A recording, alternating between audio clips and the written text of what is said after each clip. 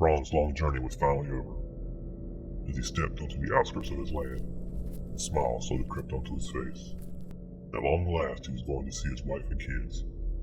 Braun was a warrior and had been on a long campaign for his king. He was a veteran of many wars, and unlike the young, he no longer sought glory, only peace and the freedom to work his land and be with his family. As he walked closer to his home, he wondered why there were no lanterns warming the windows. Everything was dark and quiet. He decided his family must be visiting the neighbors, which wasn't unusual, but disappointing. Since it was a day's walk to his neighbors, he decided to get some rest and head out in the morning. Braun was brought out of his light slumber by a noise in the outer chamber. Excited that it might be his family, and a bit confused they would have traveled so late, he went to greet them. The parlor was dark and had a musky smell. Something was wrong. Sparking some flint, he lit a lantern. The sudden light caused the creature in the room to let out a screech as it threw itself at Braun. He would have been dead if not for his years spent as a warrior.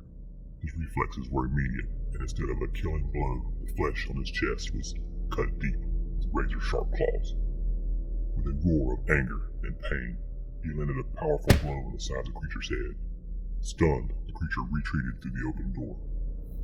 Braun grabbed some rags by the fireplace to try and stop the bleeding.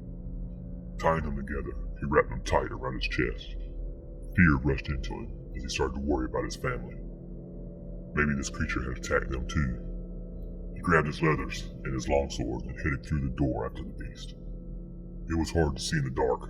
The moon was only a quarter full, and there were lots of shadows from the trees. He walked and circled, looking for any signs of the beast. He saw some tracks and started to follow them into the forest. Slowly and quietly he crept. He was one of the best of the king's guard, and was well disciplined. The beast was quick and agile, coming out of the brush and raking its claws down Braun's arm as he jumped back, trying to avoid the attack. His arm was on fire from the pain, but it was a distant pain as he countered and swung his sword to take the creature's head off. It was quick, dodging the blow, spinning, and opening another wound on Braun's thigh. He grunted as he saw an opening and hit the creature's chest, but what should have been a killing blow just opened a small wound. The damn thing was fast and angry now. It charged. Braun just did get his sword up in time and pierced the creature's leg. It screeched and hit Braun in the chest, knocking him back several feet. He landed on his back, getting the wind knocked out of him. It turned and retreated into the forest, apparently not used to being wounded. Braun got up and made his way back to his farm. He went into his hay barn looking for some more cloth to bandage himself up and to stop the bleeding. He lit another lantern and started searching the barn. He smelled a rotting stench that shouldn't have been there. He came across some old work shirts. Ignoring the smell, he ripped them up and tied them around his wounds. When he was done, he searched the barn to see if he could find the smell. He came across a gory mess. He stared at it and realized with horror that it was his two children. They had been ripped apart and partially eaten. Grief and anger gripped his heart. His knuckles turned white as he gripped the hilt of his sword. He let out a primal scream and kicked the barn door open. He yelled for the beast, taunting it to come and fight, daring it to come and fight. For Braun, his life was forfeit. He no longer cared if he lived or died. He heard a thud and turned around. It had been in the loft and jumped down, favoring his wounded leg. Braun charged the beast, unleashing all his knowledge and skill.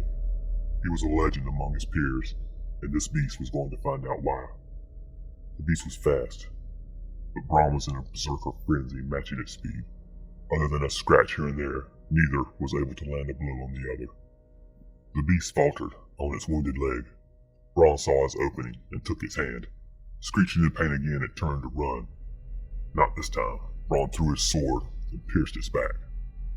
He walked up to it, grabbed the hilt, and pulled his sword out. With a powerful blow, he took the beast's head off. Stabbing his sword in the ground, he dropped to his knees as the pain and the blood loss caught up with him. He heard what could only be described as a liquid sound. He turned to look at the beast, and instead of seeing its blackened eyes, he looked into the eyes of his wife.